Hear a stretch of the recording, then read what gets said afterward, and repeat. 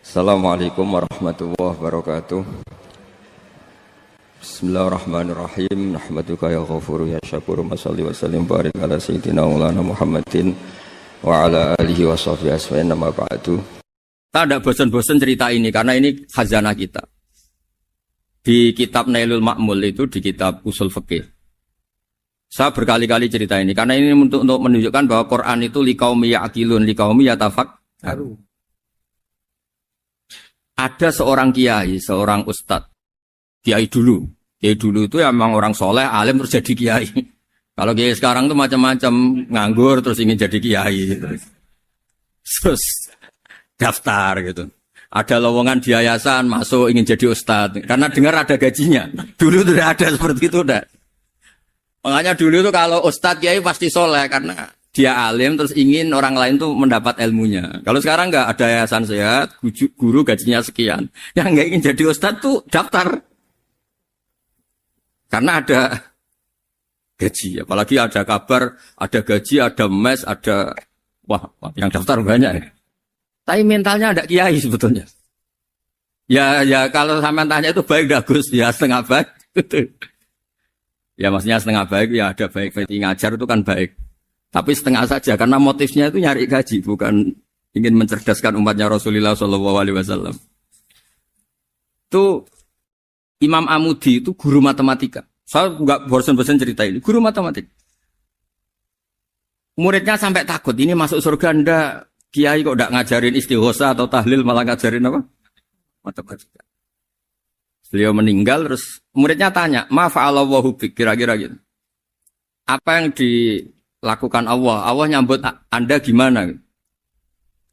Terus kata Imam Amudi, bagus saya disuruh ngajar malaikat. Karena malaikat kan tidak pernah kayak anak bagi gini ngaji gini. Malaikat itu tidak pernah ngaji. Dia iman saja karena tahu surga, tahu neraka, terus iman gitu aja. Jadi imannya malaikat itu nggak keren kita. Imannya loh ya. Loh itu yang ngendikan Nabi loh, tidak saya. Nabi pernah tanya sama sahabat, iman yang paling keren siapa? Jawabannya sahabat malaikat. Ya enggak, karuan malaikat iman. Dia yang tahu surga neraka, tahu segalanya, masa ada imannya? Pasti iman lah katanya. Terus ya para sahabat engkau iman ya wajar kan menangi saya, nemuin saya. Yang hebat itu orang-orang yang tidak melihat saya, tidak saya didik tapi tetap iman. Karena dididik akal, ya tadi dididik Quran, apa dididik Quran. Sama siapa? Teks bahasa Arabnya masang. Terus Imam Amudi kata Allah, suruh dia ngajarin para malaikat cara menemukan saya. Malaikat dikumpulin terus Imam Amudi disuruh ngajar. Sama singkat kata-katanya Allah di mimpi itu. Istadilla ala wahdaniyati. Bihadrati malaikati. Tolong ajarkan cara menemukan saya padahal Anda ini manusia yang tidak melihat saya. Anda di Jakarta kan hanya gedung-gedung. Paling jadi khayal terus nikmat lah. Anda ikut punya tapi ikut nikmati.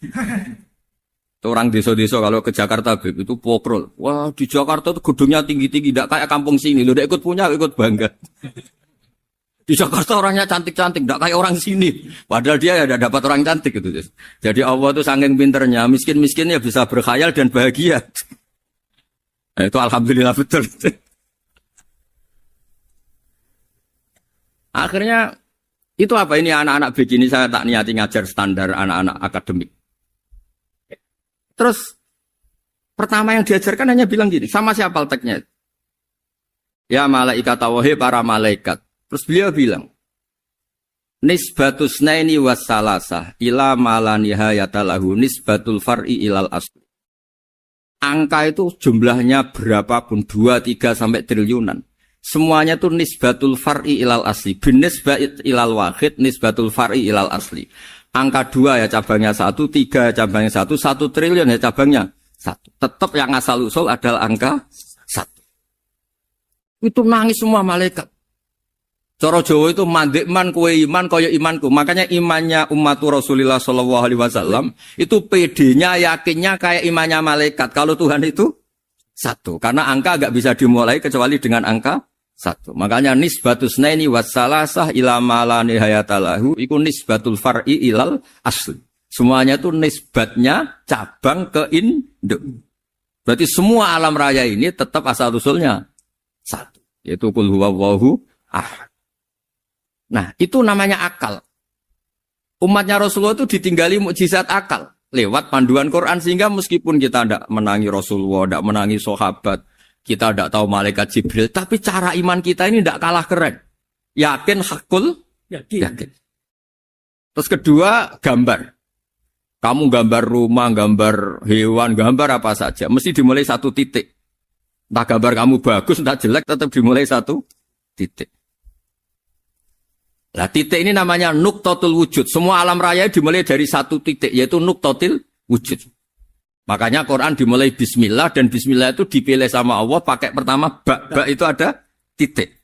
Itu kata semua ulama, itu titik itu singkatan dari bi kana makana wa bi yakunu mayakun. Karena saya semuanya ada. Bi itu karena saya. Jadi makanya santri-santri beki, tidak usah bayangkan kamu jadi wali terus bisa terbang ke Mekah, tidak usah.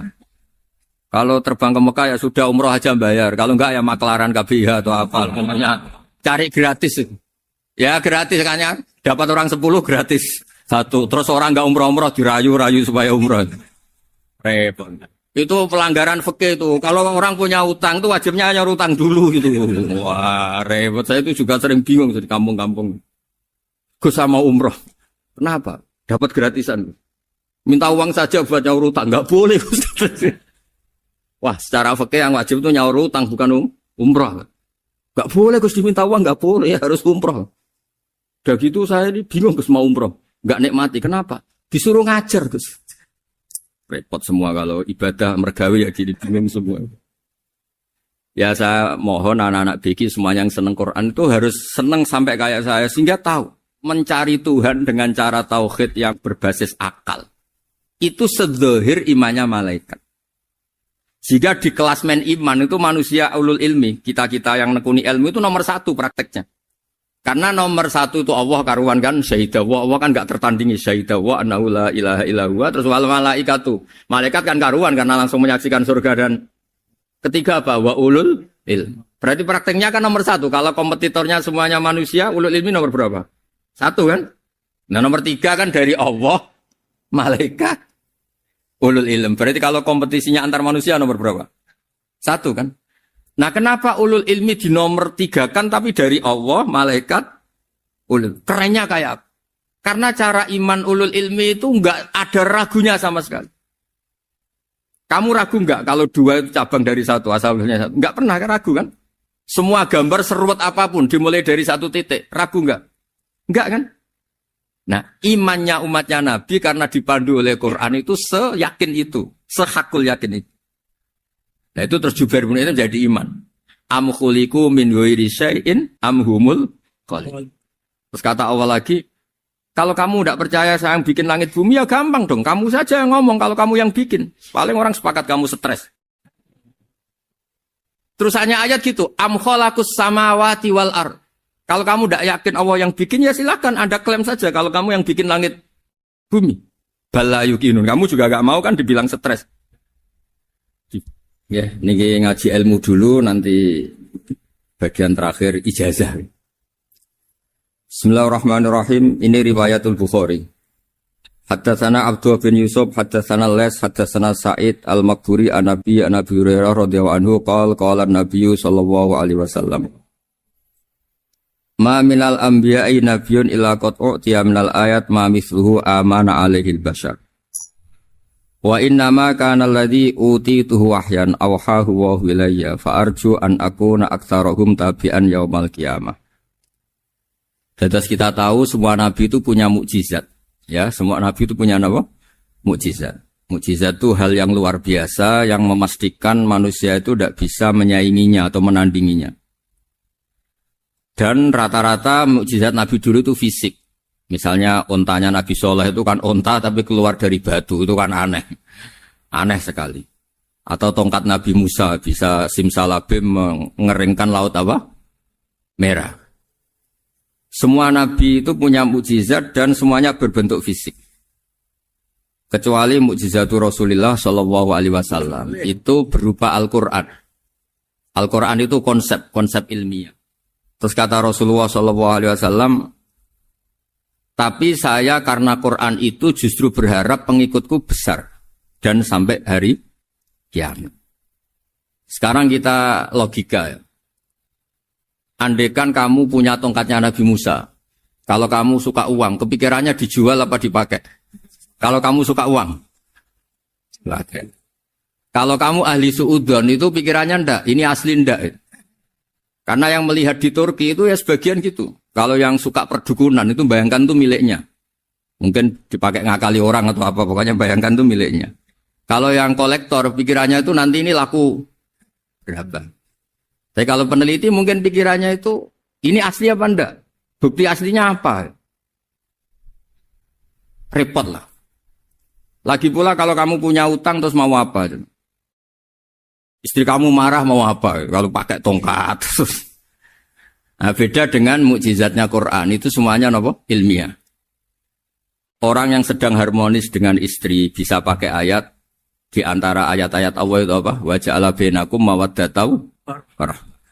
Nanti kalau ditakdir cerai, saya tidak menyarankan cerai. Kalau ditakdir cerai, itu masih dimotivasi sama Allah. Wa iya tafarraqa yughnillahu kullam min sa'ati. Jika suami istri itu cerai, jangan-jangan suaminya dapat istri lebih baik, istrinya nanti dapat suami lebih baik. Jadi yang masa lalunya ada keprahara.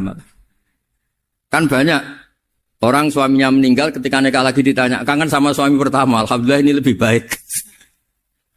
Padahal suaminya yang meninggal itu berharap istrinya ini kangen, ternyata dia sudah syukur dapat suami yang lebih baik. Jadi Quran itu menunggui kita ila yaumil qiyamah.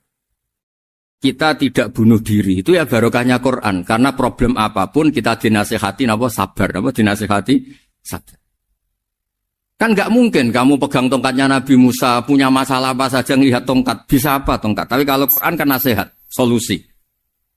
Makanya Nabi berharap dengan Quran ini, saya berharap pengaruh saya, pengikut saya terbanyak ila yaumil qiyamah. Terus beliau dikomentari begini sama, ini Fathul Bari, sarahnya Bukhari. Al-muradu anna mu'jizatil anbiya inqaradat binqiradi a'sorihim. Falam yushahidha illa man hadaraha. Problem mukjizat nabi-nabi dulu itu kan fisik. Sehingga yang tahu kalau Nabi Soleh punya unta yang ajaib, itu yang tahu ya hanya yang hadir saat itu. Yang tahu kalau tongkat Nabi Musa bertuah, itu juga yang tahu hanya yang hadir saat itu. Selebihnya tahu tongkat ya di museum.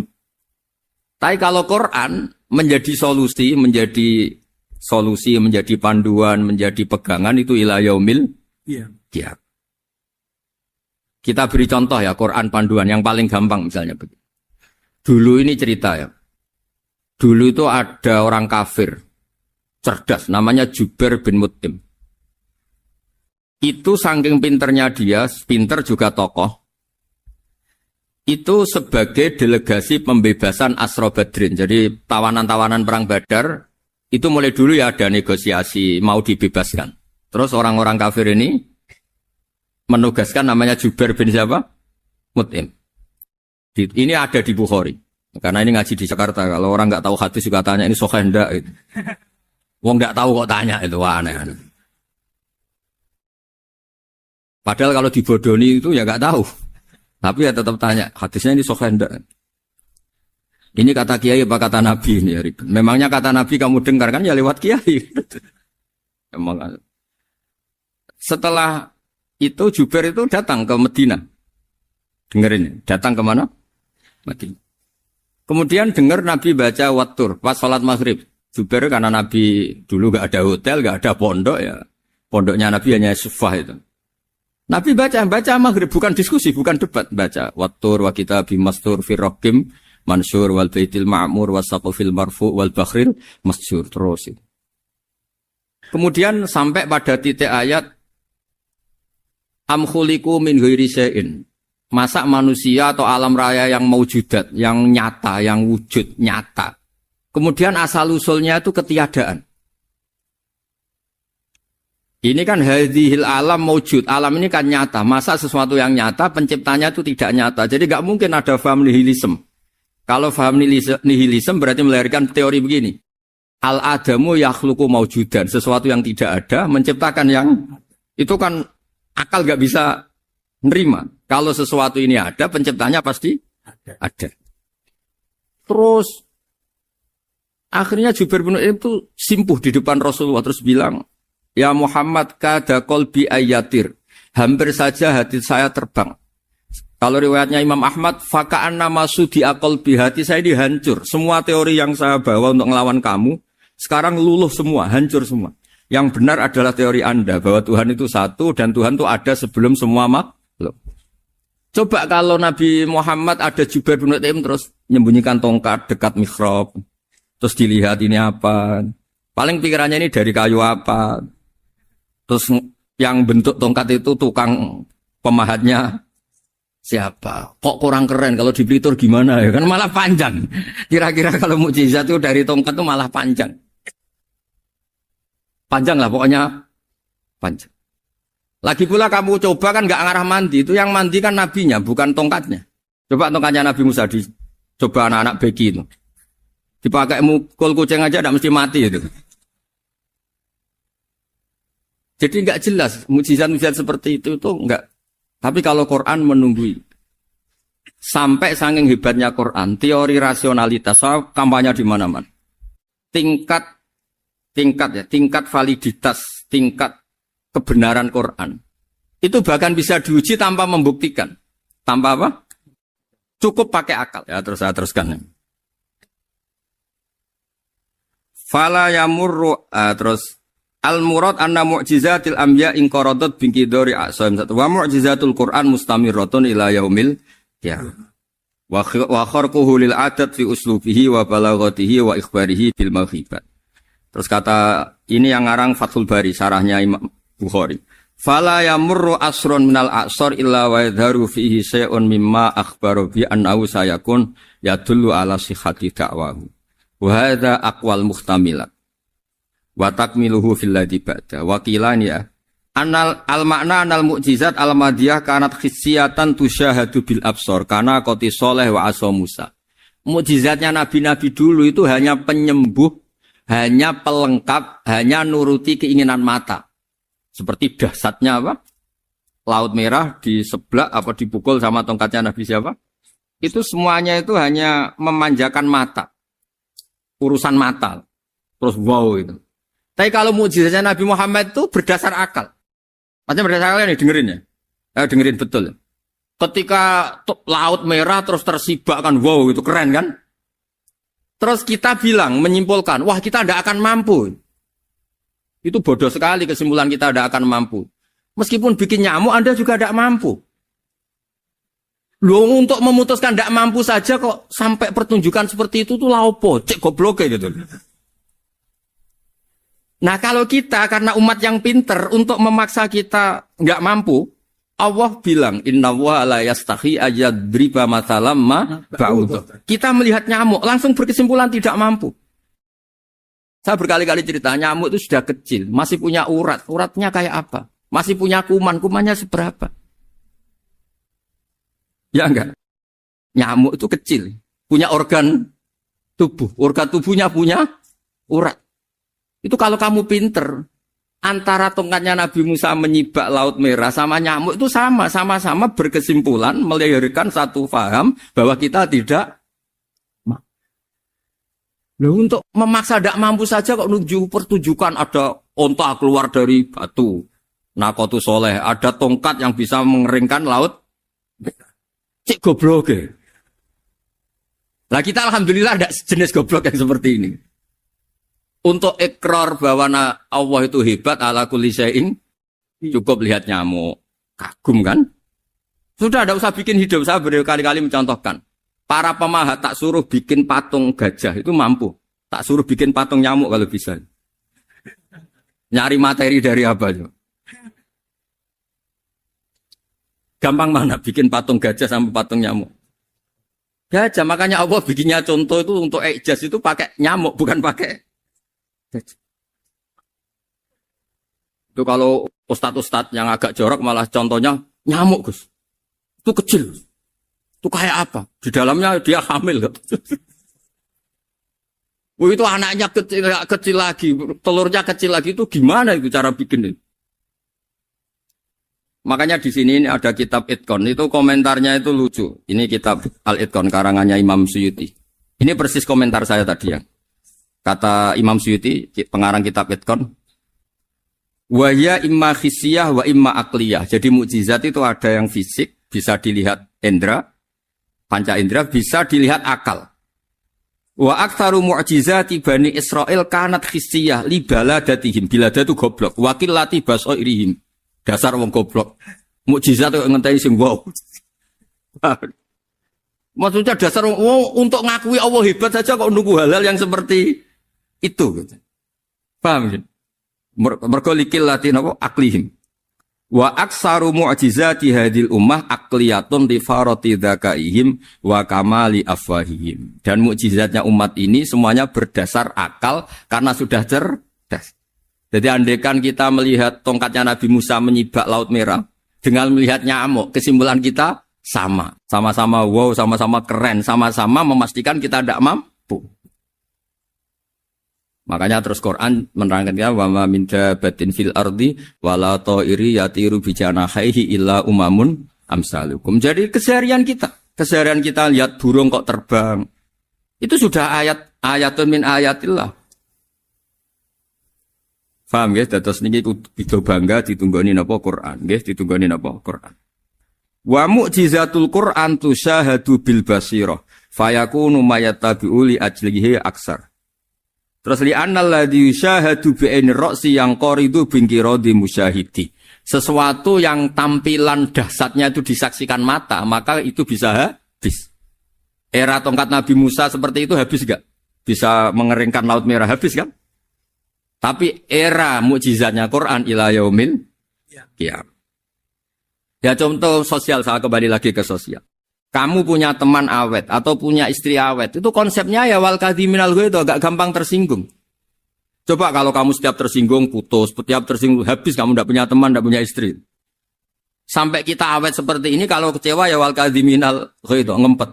Termasuk saya ini, biasanya ngaji khusus terus baca gini ya kecewa. Tapi barokahnya diwarai Quran wal kadhiminal ghaidh, ngempet Gus, ngempet. Terus kecewa sama teman, kenapa tidak putus? Karena wal afina Aninna sudah, kalau kecewa maafkan. Coba kalau kita kecewa presiden, dia mau kecewa menteri, dia mau kecewa orang tua minggat. Ya kalau dicari, kalau tidak kan malu. Saya itu punya teman tak tanya, kecewa besar sama bapak itu. Kenapa tidak minggat? Malu. Kenapa malu? Takut gak dicari. Itu orang tuh paling malu itu kalau keluar dari rumah gak di. Saya punya teman lagi, saya ini takut mati. Kenapa? Takut istri saya tidak nangis. Itu kematian terburuk itu kalau mati tahu istrinya ada nangis, itu malu betul itu. Makanya jangan mati, pokoknya pastikan orang sekeliling ada nangis itu baru berani mati, kalau enggak jangan. Ya jadi mukjizatnya Nabi itu luar biasa. Nah ini terus saya teruskan ya, makanya mukjizat terbesarnya Nabi adalah Al-Quran. Karena Al-Quran itu cerita tentang hukum-hukum akal, cerita tentang logika-logika peradaban. Misalnya logika peradaban, contoh paling gampang. Di Quran itu ada sekian ayat yang Allah cerita peradaban. Misalnya wa ahsinu innallaha yuhibbul muhsinin. Itu dikutip, terus kemudian disimpulkan dalam peradaban. Kata Sayyidina Ali karramallahu wajhah, ngendikannya gampang. Ahsin man syi'ta takun amira. Kamu berbuat baik saja sama seseorang, maka otomatis kamu akan jadi pemimpinnya. Ada orang nggak tamat SD, nggak tamat papa, gobloknya minta ampun. Tapi karena gaji seorang pakar, kamu tak gaji 1 bulan 1 miliar, perusahaan saya jadikan besar. Itu dikongkan ngalor ngidul ya nurut. Hanya karena dia ihsan.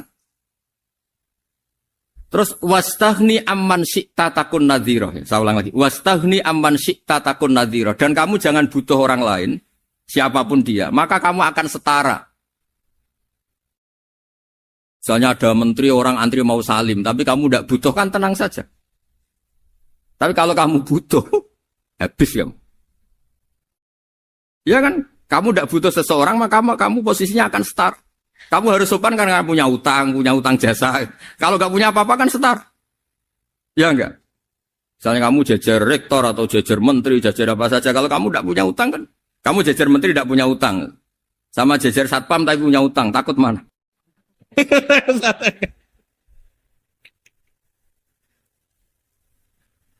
Kalau butuh itu mesti kalah kan? Ada pejabat misalnya, nggak begitu cantik, sama perempuan cantik yang kamu butuh ingin dicintai, takut mak. Padahal nggak jelas orang ini pangkatnya apa.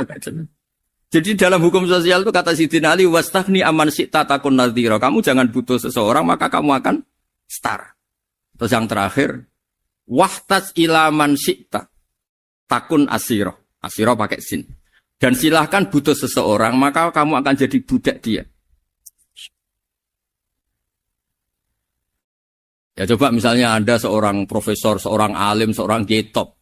Misalnya mencintai janda di ujung kampung sana, jalan kaki 2 kilo. Padahal itu gak tamat SD. Tapi gara-gara seneng, kacau kan? Logika kepangkatan hilang semua kan?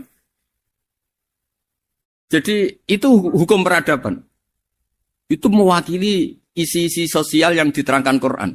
Ya, jadi paketnya 3 tadi ya. Ahsin man syi'ta takun amiro. Kamu berbuat baik sama seseorang, maka kamu bisa memimpin. Wastahni amman syi'ta takun nadhira. Kamu jangan butuh seseorang, maka kamu akan setara. Bok kamu ketemu orang terkaya di dunia. Yo ketemu orang terkaya di dunia, kamu jejer, kamu tidak butuh dia. Tenang kan bisa setara kan? Tapi kalau butuh, harus sopan, ngajukan proposal, harus berakhlak karimah. Makanya sekarang, Anda kok berakhlak kenapa? Ternyata mau nyalek. Biasanya Anda berakhlak kok berakhlak. Ada apa ini?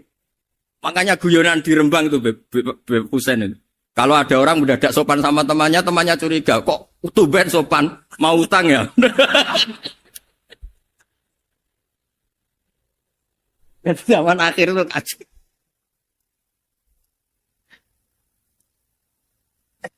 Ya di semua daerah gitu ya sama Pak Rektor ya. Kalau ada teman biasanya nggak sopan kok sopan, itu temannya curiga. Ini Pak Rektor UI ikut kaji. Kok tumben sopan, ada apa ya?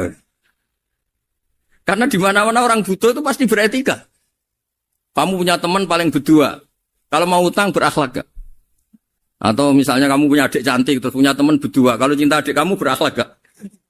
Biasanya nggak sama sekali gak berakhlak. Gara-gara butuh menjadi berakhlak. Ya jadi hukum sosial itu ya kuncinya 3 tadi. Ahsin man syi'ta takun amira. Wastahni amman syi'ta takun nadhira. Terus wahtas ila man syi'ta takun asira. Kalau kamu butuh seseorang pasti kamu dibikin hina. Asir itu tawanan.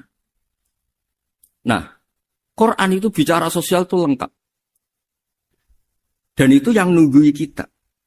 Kita punya tetangga yang kurang baik, ya seneng. Punya tetangga baik, ya seneng. Kata Imam Syafi'i, saya berkali-kali cerita. Kok seneng semua Imam Syafi'i? Ya bagus lah. Kalau yang seneng saya enak lah. Dijak jagongan, dijak ngopi enak. Yang gak seneng saya, gak ngarah utang. Uang itu nak, kamu punya tetangga gak seneng kamu. Aman kan? Aman. Gak akan pinjem uang kan? Pinjem mobil. Uang gak seneng kok. Makanya Imam Syafi'i itu kalau ngedikan luar Syafi'i, diceritain orang. Ya Aba Abdillah bagiannya. Ya Aba Abdillah orang itu gak seneng kau. Bagus lah. Loh kenapa bagus? Waman asa'a ilaika faqad atlaqaka. Orang yang gak seneng kamu maka membebaskan kamu. Gak akan pinjam uang, pinjam mobil, gak akan ganggu waktu kamu kan gak seneng. Justru yang seneng-senengi masalah pinjam terus. Imam Syafi'i itu orang yang anggap dunia itu selesai. Ada yang cerita, ya Aba Abdillah, orang yang tadi cium tangan engkau, yang hormat engkau, di luar maki-maki engkau, ngerasain engkau, ngata-ngatain engkau. Ya bagus lah. Kok bagus gimana? Berarti saya wibawa, depan saya tidak berani. Berarti saya wibawa, di depan saya tidak berani. Berarti itu makomnya sudah kulillah, sumadarhum fi khawdihim, ya labun, sudah dunia itu selesai, sudah agak penting semua. Nah, itu kalau kamu anak-anak beki ahli Quran sudah ayatnya kulillah, sumadarhum fi khawdihim, ya labun, sudah lihat Allah saja agak penting, makhluk-makhluk itu. Dah makhluk semua agak penting, sepenting Allah. Nah, kita ini ditunggoni mukjizat seperti itu. Bayangkan misalnya kita ditunggoni tongkatnya Nabi Musa. Saya ngajar di sini terus ini tongkat. Terus nanti yang tanya, Gus itu kayu apa Gus? Nanti yang kolektor tanya itu harganya berapa Gus? Ruwet apa? Ternyata yang ahli suudon itu asli gak Gus? Wah. Yang ahli suudon kan mesti tanyanya gitu, itu asli gak Gus? Repot-repot pokoknya. Tapi kalau Quran kan jelas. Suatu saat ada perdebatan antara Abul Hasan al-Asy'ari. Abul Hasan al-Asy'ari ini tokoh ahli sunnah paling populer dalam ilmu logika. Dia mengatakan orang menemukan Tuhan itu harus lewat logika yang cermat. Tidak boleh taklid, hanya ikut-ikutan. Dia harus menemukan satu argumentasi bahwa Tuhan atau pencipta langit itu ada. Kemudian ada satu problem di mana orang-orang kampung atau orang-orang yang lugu atau orang-orang awam itu tidak bisa ilmu logika, ilmu mantek kalau dalam bahasa pesantren. Kata Abul Hasan al-Asy'ari, itu masih mungkin. Alhasil para ulama ini meneliti ke orang-orang yang lugu, yang di kampung, yang petani, yang lugu sekali. Apa yang mereka temukan? Ternyata mereka punya cara logikanya sendiri untuk menemukan Tuhan, Sang Pencipta. Pernah suatu saat ada seorang petani lugu, biasa menggembala unta, ditanya, Bima araf tarubak, lalu kamu yang petani ini yang hanya ngurusi sawah, ngurusi ladang, dengan cara apa kamu tahu kalau Tuhan itu ada? Si petani tadi marah besar dan dia mengatakan, Al-ba'ratu tadullu alal ba'ir wa asharul aqdam yadullu alal masir. Kata petani tadi, yang namanya ada kotoran unta, pasti ada untanya. Yang namanya ada jejak kaki, pasti ada yang barusan lewat. Artinya kalau ada makhluk, pasti ada pencipta. Ini logika awam yang mudah.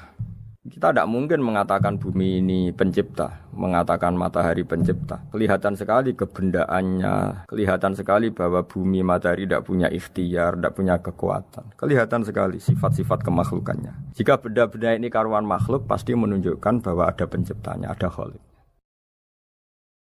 Bismillahirrahmanirrahim. Alhamdulillahirabbil alamin wassalatu wassalamu ala asyrafil mursalin sayyidina Maulana Muhammadin wa ala alihi washabihi ajmain, amma ba'du. Berikut sebagai mukaddimah bahwa Profesor Zaini Dahlan berkeinginan UII punya tafsir dan terjemah sendiri. Lewat proses yang panjang dan melibatkan tim, di antaranya saya, terbitlah tafsir versi UII, juga terjemah versi UII. Di antara ciri khas terjemahan UII adalah bahwa bahasa Arab yang tentu mengandung kesusastraan Arab, balaghah, kemudian ditransfer untuk pembaca Indonesia. Sehingga di antara ciri khas terjemahan UII adalah dengan rasa Indonesia dan tentu tidak merubah makna. Berikut beberapa kutipan yang perlu pemirsa atau pendengar tahu. Al-Quran adalah satu kitab suci yang diturunkan kepada Nabi besar Muhammad SAW. Dan di antara ciri Al-Quran adalah menjelaskan kebenaran secara jelas, secara gamblang. Sebagaimana firman Allah, bahwa Rasul adalah Rasulun minallah yatlu suhufam mutahharah. Rasulullah diutus oleh Allah Subhanahu wa taala ketika penduduk Makkah sangat-sangat jauh dari kebenaran. Mereka adalah penyembah berhala yang dikira sebagai Tuhan, dan jumlahnya Tuhan-Tuhan itu banyak sekali. Suatu saat Rasulullah mendakwahkan bahwa Tuhan itu satu dan harus satu. Tapi kata mereka, kenapa Muhammad menjadikan Tuhan satu? Padahal urusan kita banyak, problem kita banyak. Harusnya Tuhan itu juga banyak. Ini yang diceritakan dalam surat Shad, Aja'alal alihata ilaha wahida inna hadza lasyai'un ujab. Bagaimana mungkin urusan kita yang banyak, yang harusnya butuh Tuhan banyak, kemudian menjadi hanya Tuhan satu. Lalu Rasulullah dengan sabar, dengan telaten memberi penjelasan. Dan ini yang disebut al-bayyinah, penjelasan yang sangat jelas, sangat gamblang, sangat rasional. Kata Rasulullah dalam sebuah hadis yang diriwayatkan dalam Musnad Ahmad, teksnya begini. Orang-orang yang menyembah selain Allah itu ibarat kama sali rojulin istaro abdan min kholisi malih biwarikin au dhahabin. Faja'ala ya'malu, mereka mau bekerja tapi wayu'ti ghullatahu ila ghairi sayyidi. Fa'ayyukum sarruhu ayyakuna abduhu kadzalik. Nabi lalu kemudian bikin analogi. Wahai masyarakat Mekah, bagaimana kalau Anda ini jadi seorang pembantu atau seorang budak lalu punya majikan banyak. Dan semua majikan Anda ini punya perintah yang beda-beda, punya selera yang beda-beda. Semuanya atasan Anda, semuanya majikan Anda. Apa Anda senang punya majikan yang banyak? Lalu mereka bilang, wah susah Muhammad kalau kita punya majikan banyak. Tuhan kamu adalah majikan kamu. Bagaimana kalau Tuhan banyak, punya perintah yang beda-beda, punya selera yang beda-beda? Kalian pasti akan kebingungan. Ya sudah Muhammad, normalnya Tuhan itu satu. Sehingga mereka tercerabut dari pemikiran bahwa Tuhan harus banyak. Ini yang dimaksud dalam surat Al-Bayyinah. Lam yakunil ladzina kafaru min ahlil kitab wal musyrikina munfakina hatta ta'tiyahumul bayyinah. Bahwa orang-orang kafir, baik kafir ahli kitab maupun kafir musyrik Mekah, mereka tidak pernah terlepas dari sifat kekafirannya, yaitu menuhankan banyak Tuhan, sampai datang sebuah bayyinah. Bayyinah itu argumentasi kebenaran yang begitu jelas. Setiap membawa kebenaran argumentasinya meyakinkan. Itu siapa? Rasulun minallah yatslu suhufam mutahharah, yaitu Rasul yang membacakan lampiran-lampiran suci, yaitu Al-Quranul Karim. Dengan penjelasan analogi tadi, kemudian orang-orang Mekah sadar, susahnya kayak apa kalau Tuhan banyak, lalu perintahnya beda-beda, seleranya beda-beda, hukumnya beda-beda. Ini membingungkan. Akhirnya mereka ngakui bahwa pentingnya logika tauhid. Nah ini yang Rasulullah ini benar-benar berstatus bayyinah. Kemudian analogi betapa buruknya kita saat menyembah selain Tuhan. Lalu Rasulullah mencontohkan sebagaimana yang saya kutip tadi dari Musnad Ahmad. Misalnya Anda punya pembantu atau zaman dulu budak.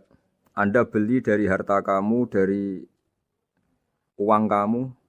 Kemudian budak ini kerja.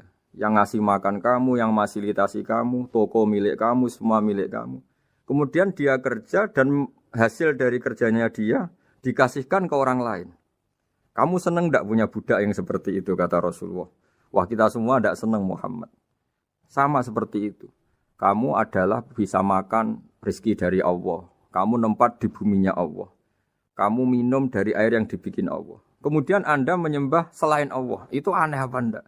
Menyembah zat yang tidak memberi rezeki kamu, yang tidak bikin bumi untuk kamu, yang tidak bikin langit untuk kamu, yang tidak bikin fasilitas air untuk kamu. Aneh enggak? Semenjak itu mereka berpikir betapa buruknya mereka menyembah berhala, menyembah arca, menyembah Yesus, menyembah macam-macam. Nah ini yang disebut Rasulullah adalah orang yang benar-benar bayyinah. Ketika melontarkan kebenaran, benar-benar jelas sehingga diterima secara akal yang sehat. Karena semua akal yang sehat akan menerima agama ini disebut fitratallahi fatarana salihah. Bahwa agama ini agama fitrah. Orang yang normal, yang cara berpikir normal pasti menerima agama ini. Nah, UII dengan terjemahan ini dan dengan tafsir ini ingin memberi penjelasan simbol-simbol yang ada di beberapa surat. Di antara lagi yang di bab muamalat.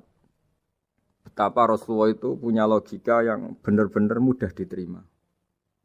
Dulu orang Arab dalam bab muamalat jual beli biasa menjual kurma masih kecil, masih belum jelas jadi kurma yang baik apa enggak. Kalau istilah orang Jawa masih pentil ini.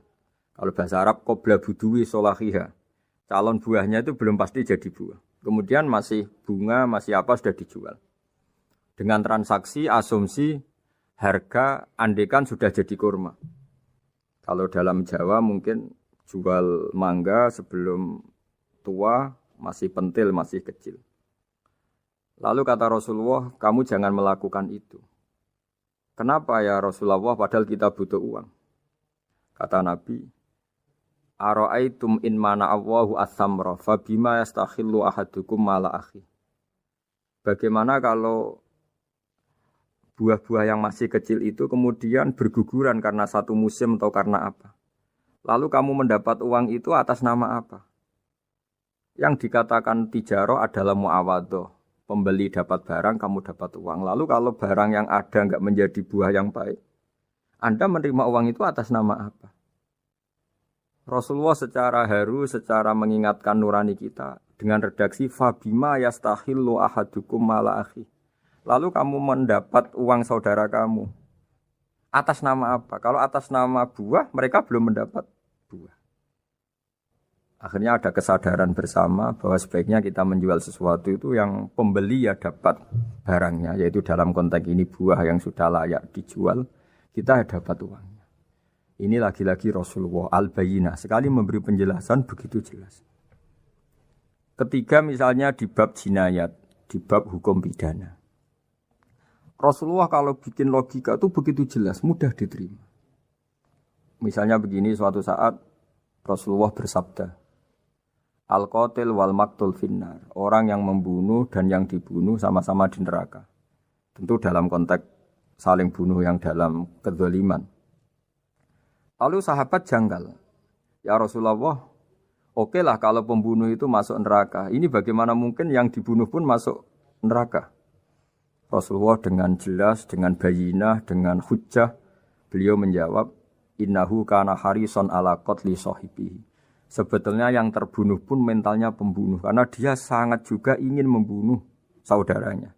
Nasibnya saja yang menjadikan dia terbunuh. Hanya sahabat tahu, ya ternyata maktul dalam konteks duel adalah mentalnya qatil juga. Sehingga karena mentalnya qatil, dia tetap di neraka. Meskipun prakteknya dia menjadi maktul yang terbunuh. Nah ini yang dimaksud oleh Allah, bahwa Rasulullah ini bisa menghilangkan tradisi kemusyrikan, bisa menjungkir balikkan, menghancurkan kemusyrikan, karena Rasulullah bisa menjelaskan secara detail, hatta ta'tiyahumul bayyinah. Bayyinah adalah Rasulun minallah yatslu suhufam mutahharah. Jadi ini yang insya Allah sebagai kajian kita, bahwa kita butuh sekian penjelasan untuk mengenang dan membuktikan bahwa Rasulullah adalah benar-benar al-bayyinah. Dari sekian contoh tadi, pendengar bisa tahu betapa agama ini mudah diterima oleh akal. Sehingga di beberapa ayat disebut agama ini liqaumi ya'qilun, liqaumi yatafakkarun. Agama ini bagi kaum yang bisa berpikir. Agama ini bagi kaum yang mau berangan-angan. Dulu untuk menghilangkan kemusyrikan dengan logika kafir Mekah bahwa urusan kita banyak, harus Tuhan banyak. Itu panjang sekali. Di antaranya ada ayat yang spesifik tentang itu. Daraballahu mathalan rajulan fihi syuraka mutasyakisuna wa rajulan salamal lirajul. Hal yastawiyani masalah. Allah membuat satu perumpamaan, yaitu di surat Daraballahu mathalan rajulan fihi syuraka, di surat Zumar ayat 29. Allah membuat satu perumpamaan bagaimana andaikan Anda jadi seorang pembantu atau asisten, lalu Anda punya majikan banyak yang seleranya beda-beda. Kemudian dibanding misalnya Anda jadi pembantu dengan satu majikan yang akhlaknya baik, komitmennya baik. Anda milih mana? Lalu orang-orang kafir Mekah menjawab, Muhammad tentu kita milih punya majikan satu yang baik. Kalau majikannya banyak kita jadi repot. Lalu mereka kata Rasulullah, ya sudah, kalau gitu Tuhan kamu satu saja, jangan banyak, kalau banyak jadi repot. Terus mereka baru tersadar bahwa menuhankan Tuhan banyak itu salah dan resikonya lebih banyak. Ini disebut munfakina hatta ta'tiyahumul bayyinah. Mereka orang-orang musyrik enggak mau tercerabut dari akar kemusyrikannya sampai datang al-bayyinah. Sebuah bukti kebenaran yang begitu jelas, begitu nyata. Siapa kebenaran itu? Rasulun minallah yatslu suhufam mutahharah, yaitu Rasulnya Allah yang membaca lampiran-lampiran suci. Lampiran-lampiran suci ini dalam bahasa Arab diikutkan wazan isim maf'ul disebut mushaf. Makanya kitab suci ini ditulis di sohifah. Kalau dalam bahasa Arab lampiran itu sohifah, dijamakkan kata jamaknya suhuf. Kemudian ketika dicetak, dijilid disebut mushaf. Sehingga alhamdulillah UII, Universitas Islam Indonesia, punya mushaf, punya terjemahan, punya tafsir. Ini diharapkan kita sebagai ulama, sebagai da'i, sebagai ustadz bisa warasatul anbiya. Karena kata Rasulullah, al-ulama warasatul anbiya.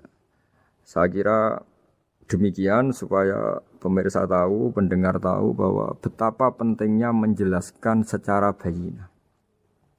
Ini penting sekali karena sekarang pikiran di dunia itu macam-macam dan kita butuh energi untuk mengungkap lagi intisari-intisari dari sesuatu yang digulirkan atau dibahas Al-Qur'anul Karim. Sehingga Al-Qur'an ini benar-benar jadi ibrah, jadi teladan bagi kita semua. Jangan sampai karena kita lupa mengkaji Al-Qur'an sehingga hukum-hukum Al-Qur'an menjadi mandek. Kita harus terus mensosialisasikan supaya Quran ini hidup. Caranya gimana? Masyarakat dirangsang supaya tahu al-bayyinah. Contoh yang terakhir sebelum menutup perjumpaan kali ini, misalnya dulu orang kafir Mekah itu janggal. Karena mereka juga punya kajian bahwa Nabi itu bersyarat harus turunan dari bangsa Israel. Karena semua Nabi itu pasti turunan Nabi Ibrahim. Yaitu Nabi Ibrahim punya anak yang bernama Ishak. Ishak punya anak yang bernama Yakub. Yakub ini yang nanti punya anak Yusuf. Sehingga Yusuf bin Yakub bin Ishak bin Ibrahim. Ketika nabi-nabi ini hidup di Palestina, di Yerusalem, itu kayak jadi aturan bahwa nabi itu harus turunan Bani Israel.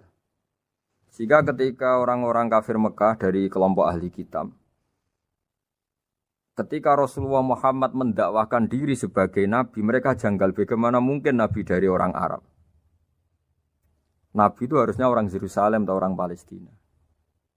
Kemudian Allah memberi penjelasan, fihi ayatum bayyinatum maqamu Ibrahim, bahwa Muhammad adalah turunan Ibrahim.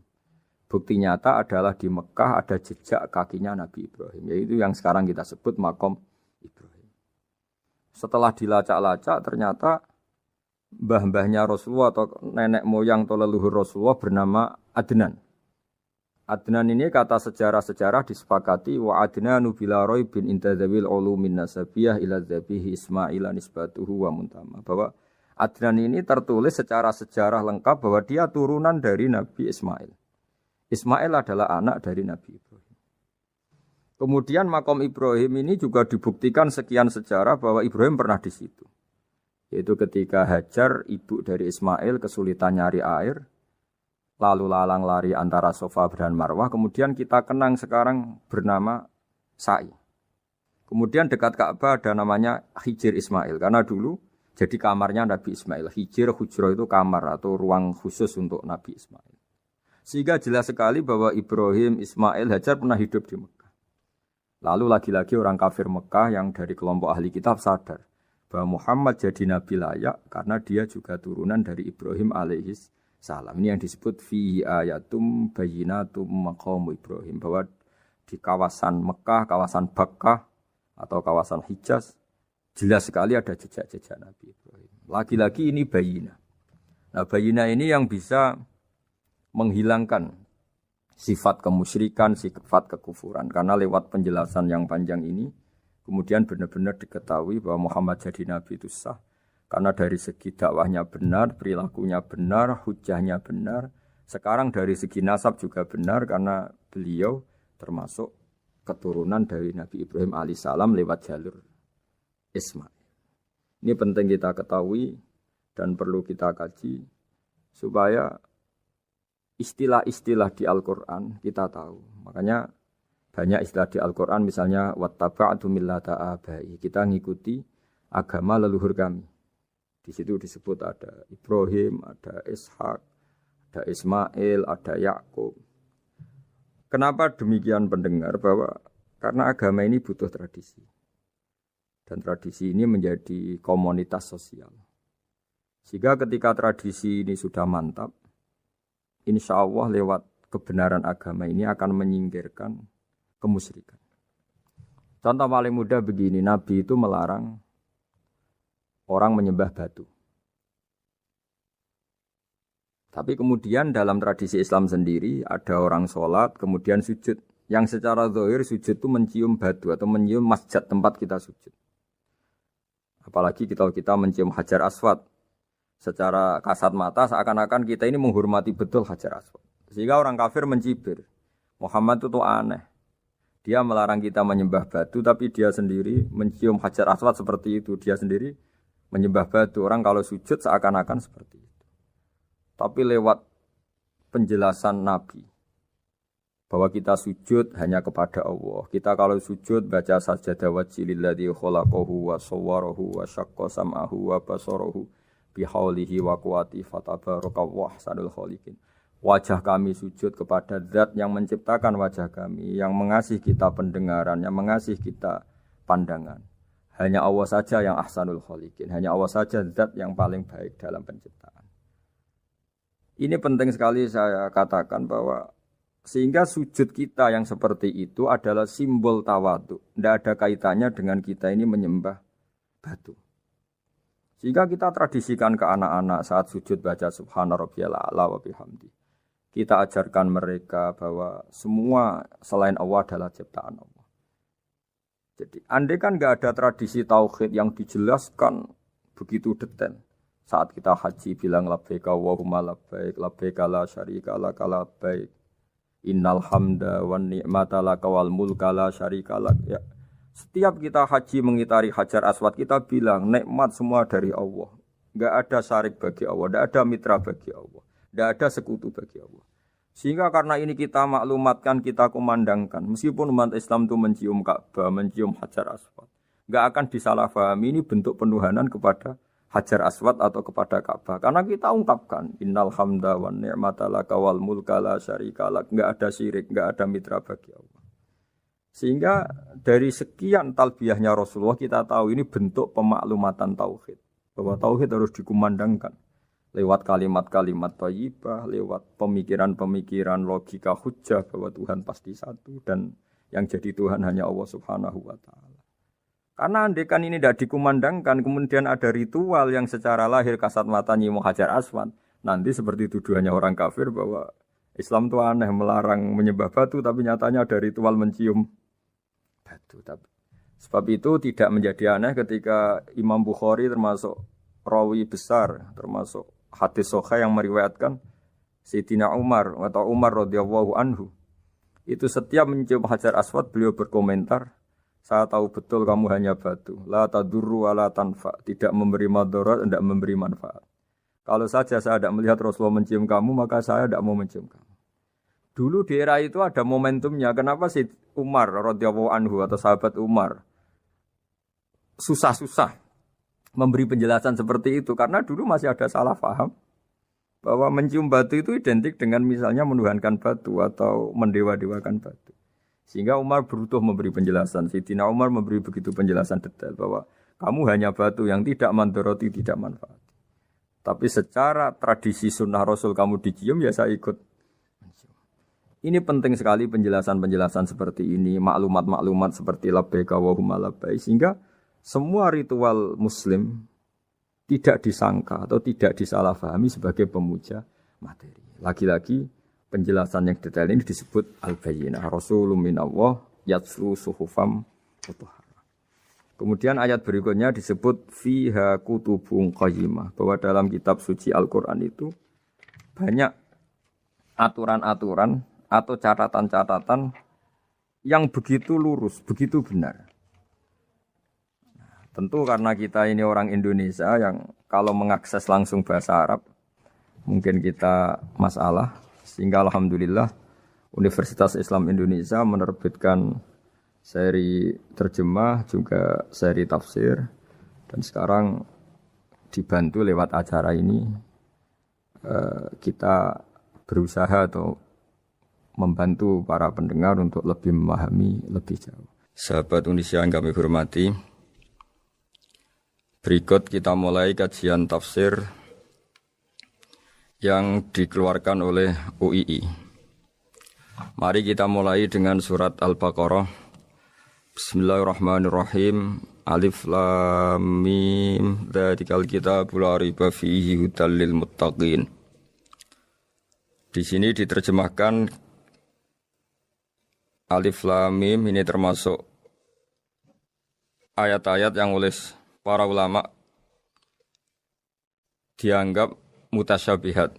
Artinya kita tidak boleh memaksakan maknanya. Kita cukup iman bahwa itu dari Allah Subhanahu wa taala. Ini termasuk ayat-ayat yang kita percaya bahwa ada makna yang diinginkan Allah, tapi kita tidak perlu menduga-duga Apa sepersisnya makna itu? Dzalikal kitab la raiba fih, kitab ini tidak ada yang diragukan. Hudal lil muttaqin, petunjuk bagi mereka yang bertakwa. Sahabat Indonesia yang kami cintai, yang kami hormati, muttaqin dari kata kerja ittaqa yattaqi ittiqaan. Maknanya adalah menjaga diri. Ada 3 kelas muttaqin dalam terminologi para ulama, istilah yang dikeluarkan para ulama. 1, muttaqin orang yang menghindari perilaku syirik atau perilaku kekafiran. Sehingga menurut para ulama, apapun faseknya seorang mukmin, apapun kelirunya orang mukmin, misalnya pernah mencuri, pernah korupsi, pernah apa saja, masih dianggap mukmin karena dia masih bertauhid la ilaha illallah Muhammadur Rasulullah. Ini muttaqin yang paling kelas pokok, kelas bawah.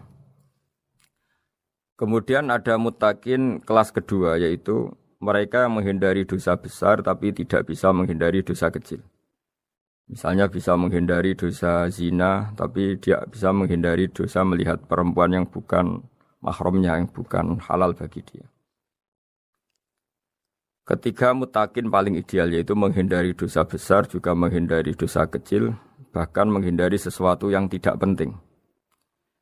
Ini yang dalam terminologi ulama disebut para wali atau para ulama, yaitu yang dalam ayat ala inna awliya Allahi la khaufun alaihim wa lahum yahzanun. Ini penting kami jelaskan kelas-kelas muttaqin supaya bahwa mukmin tidak pernah keluar dari status iman meskipun dia pernah melakukan satu kesalahan besar.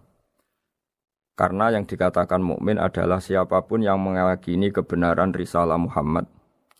Risalah yang dibawa Muhammad berarti dia mukmin. Soal dia melakukan dosa atau apa saja itu menjadikan dia fasik, tapi tidak keluar dari status mukmin. Ini yang dimaksud dalam sebuah hadis, man qala la ilaha illallah dakhalal jannah. Siapapun yang pernah melafadzkan la ilaha illallah iman, maka dia pasti nanti masuk surga. Kemudian ada beberapa pertanyaan dari para sahabat dengan masa lalu orang itu yang macam-macam, Nabi tetap menjawab meskipun dengan masa lalu yang macam-macam. Sebab itu perlu dikaji serius, sebagaimana ada yang ditafsir Sawi bahwa muttaqin itu dari kata kerja ittaqa yattaqi ittiqaan atau ittaqa yattaqi taqwan. Ini maknanya orang yang menjaga diri. Tentu menjaga diri ini ada yang kelas premium, kelas sempurna. Jadi sesuatu apa saja yang bahaya kita jaga, termasuk dosa kecil, melakukan hal yang tidak penting. Ada orang mukmin yang hanya bisa menjaga dari dosa kekafiran, dosa kemusyrikan. Ini pun dengan segala kesalahannya masih ada kemungkinan dimaafkan Allah. Karena Allah pernah berfirman, innallaha la yaghfiru ayyushraka bihi wa yaghfiru ma duna dzalika liman yasha. Allah tidak akan memaafkan dosa syirik, tapi Allah masih bisa memaafkan atau masih berkenan memaafkan dosa di luar syirik. Kemudian yang perlu dimengerti oleh sahabat Indonesia adalah makna la raiba fihi. Ini yang perlu kami ungkap, bahwa Al-Quran ini tidak ada keraguan padanya. Tidak ada keraguan ini yang mudah kita teliti karena kita orang Indonesia. Mungkin rasa-rasa sastra Arab enggak kental. Mari kita teliti dari segi makna. Karena makna ini rasa dan rasa itu universal. Begini misalnya.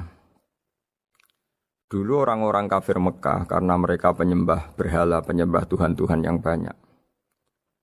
Itu memprotes.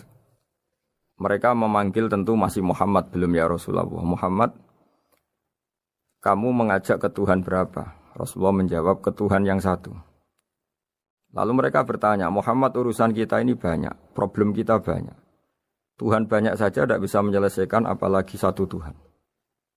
Ini yang diceritakan dalam sebagian ayat disebut, Aja'alal alihata ilaha wahida inna hadza lasyai'un ujab. Bagaimana mungkin Tuhan itu satu?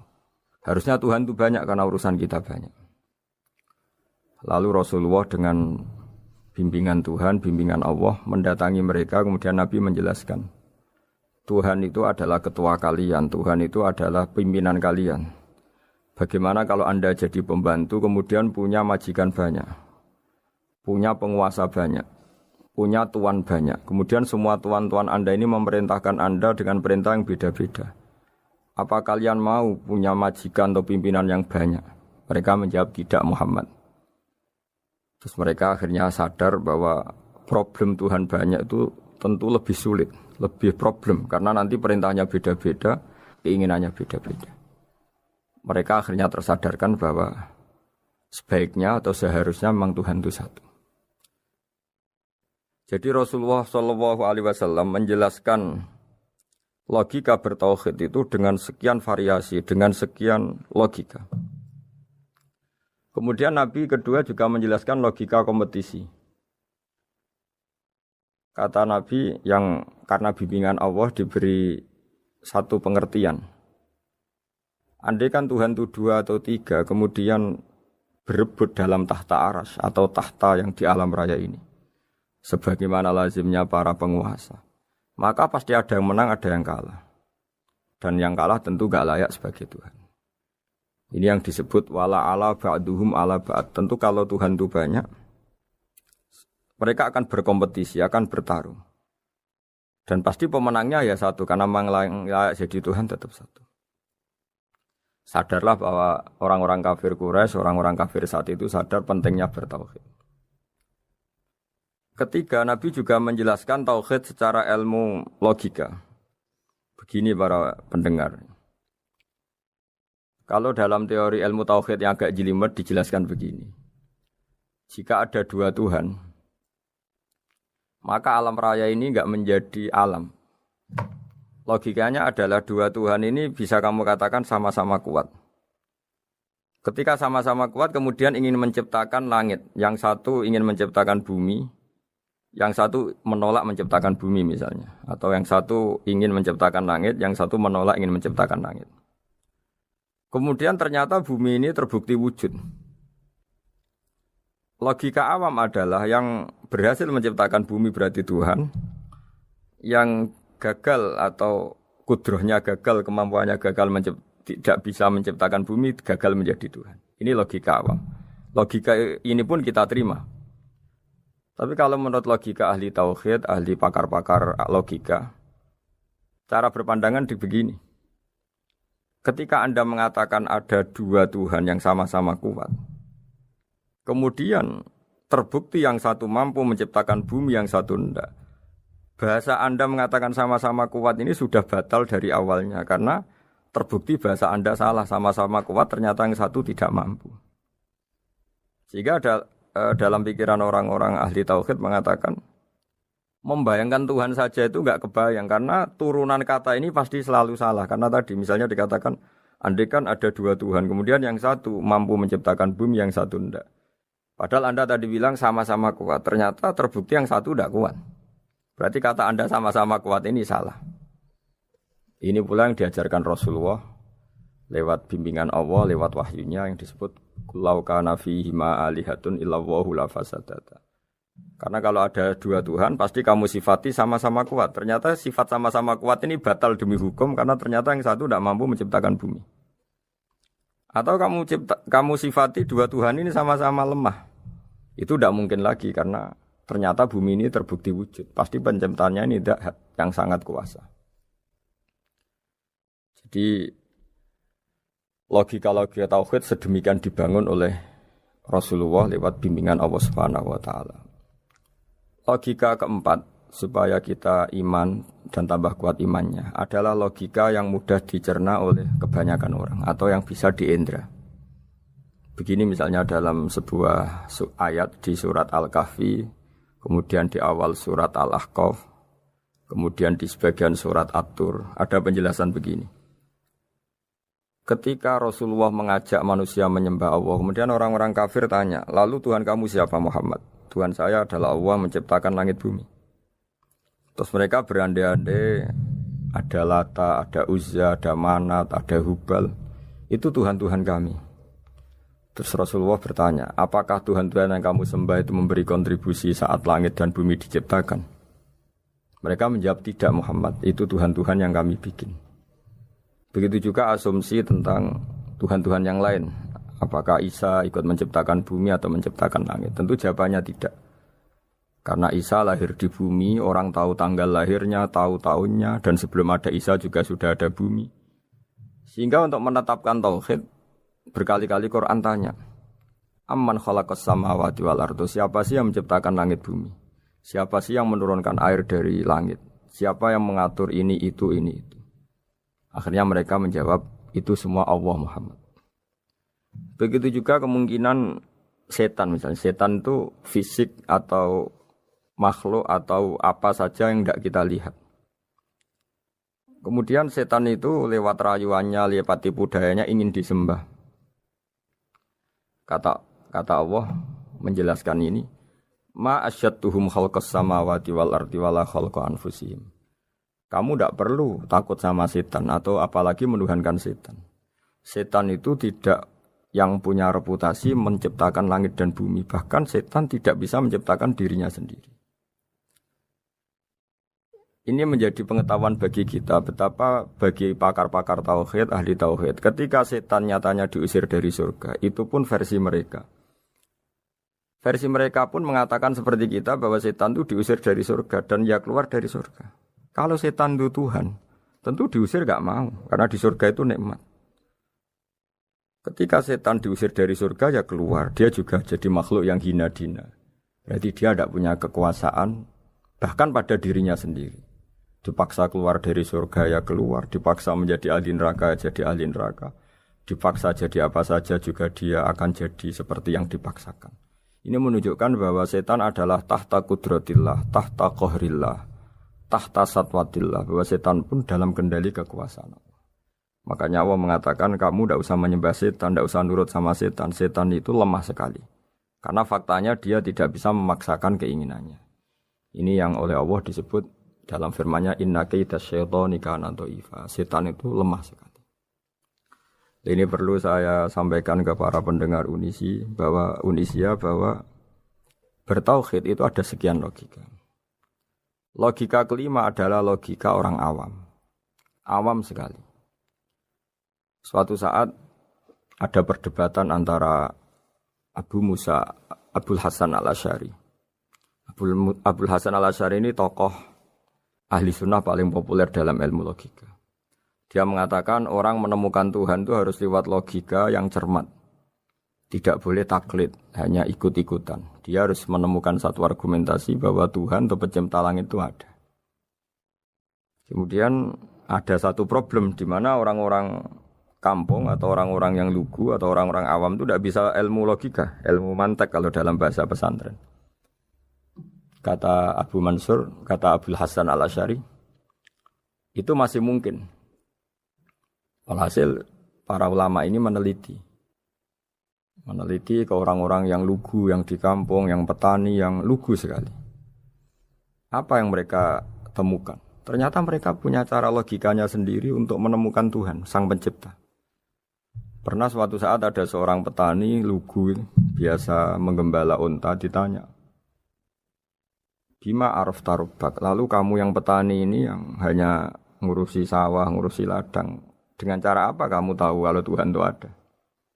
Si petani tadi marah besar dan dia mengatakan, Al-ba'ratu tadullu alal ba'ir wa asharul aqdam yadullu alal masir. Kata petani tadi, yang namanya ada kotoran unta, pasti ada untanya. Yang namanya ada jejak kaki, pasti ada yang barusan lewat. Artinya kalau ada makhluk, pasti ada pencipta. Ini logika awam yang mudah. Kita tidak mungkin mengatakan bumi ini pencipta, mengatakan matahari pencipta. Kelihatan sekali kebendaannya, kelihatan sekali bahwa bumi matahari tidak punya ikhtiar, tidak punya kekuatan. Kelihatan sekali sifat-sifat kemakhlukannya. Jika benda-benda ini karuan makhluk, pasti menunjukkan bahwa ada penciptanya, ada khalik. Dalam logika Bedui tadi, si Bedui tadi, kalau ada kotoran sapi, pasti ada sapinya. Meskipun sapinya sudah sekarang nggak terlihat, mungkin sudah jalan kemana. Sama, kalau ada jejak kaki, meskipun orang yang tadi lewat sudah kita nggak tahu, tapi kita pasti tahu, pasti ada yang lewat. Ini yang dimaksud dalam bahasa Arab, al-ba'ratu tadullu alal ba'ir, kalau ada kotoran sapi atau kotoran unta, pasti ada untanya. Wa atharul aqdam yadullu alal masir. Kalau ada jejak orang lewat, pasti tadi ada orang lewat. Nah, semua metode ini digunakan semua oleh Rasulullah. Logika yang bagi intelektual, logika bagi kaum awam, logika bagi kaum menengah. Ya tidak awam, tidak intelektual. Semuanya digunakan. Semuanya jadi media untuk memastikan bahwa logika tauhid ini logika pilihan. Logika yang benar-benar logika. Sehingga dalam banyak ayat disebut agama ini liqaum yaqilun, liqaum yatafakkarun. Bagi kaum yang bisa berpikir, bagi kaum yang punya akal. Lalu kemudian kami teruskan alladzina yu'minuna bil ghaibi. Ini kata ghaibi bukan kayak dalam bahasa Indonesia misalnya setan atau hantu disebut barang gaib. Kata ghaibi dalam bahasa Arab adalah perbandingan atau lawan kata dari al-musyahad yang bisa disaksikan langsung lewat indera. Kita orang mukmin iman bahwa surga ada, padahal kita tidak pernah melihat surga. Kita mukmin iman bahwa neraka ada, padahal kita belum pernah melihat neraka. Ini sesuatu yang maghoba anil absor, yang mata kita tidak melihat, fisik kita tidak menyentuh. Kita pun iman. Asal sesuatu itu mansus ya, dikatakan secara eksplisit.